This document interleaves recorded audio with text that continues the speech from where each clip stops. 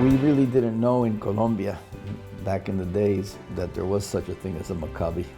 The leadership at that time, I was very young, 62, 63, I was maybe 12, 13 years old.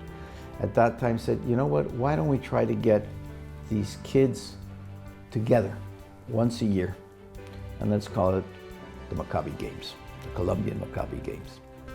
And so in 1963, the first Colombian Maccabi Games took place in the city of Bogota, in the institution that I belonged to, which was the Carmel Club.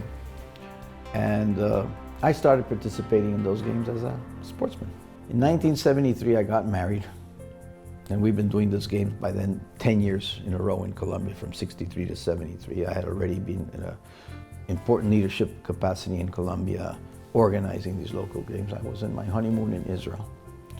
Coincidentally, during the same dates that the Maccabiah was taking place in Israel.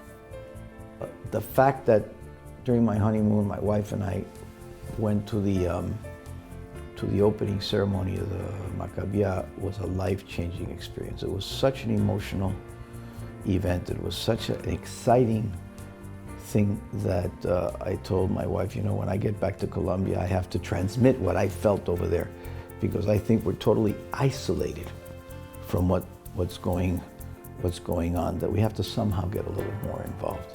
And then Marcos Arbeitman, who at that time was the president of CLAM from Brazil, reached out to us, visited us to Colombia a couple of years later, told us how to get ourselves organized and structured, and that's what we did.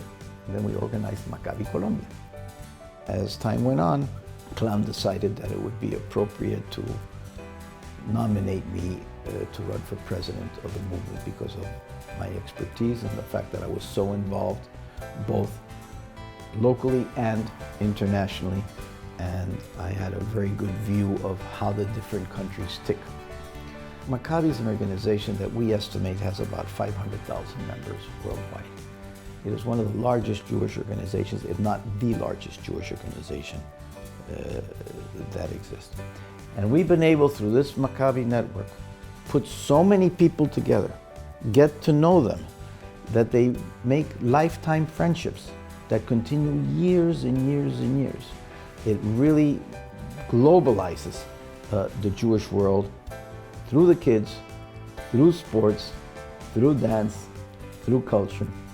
I think that what we bring to the table, the fact that we take Jewish kids at a young age, locally, and then at an intermediate age in the worldwide scene, opening their vision for the world of what's going on out there, is the future, the survival of the Jewish people.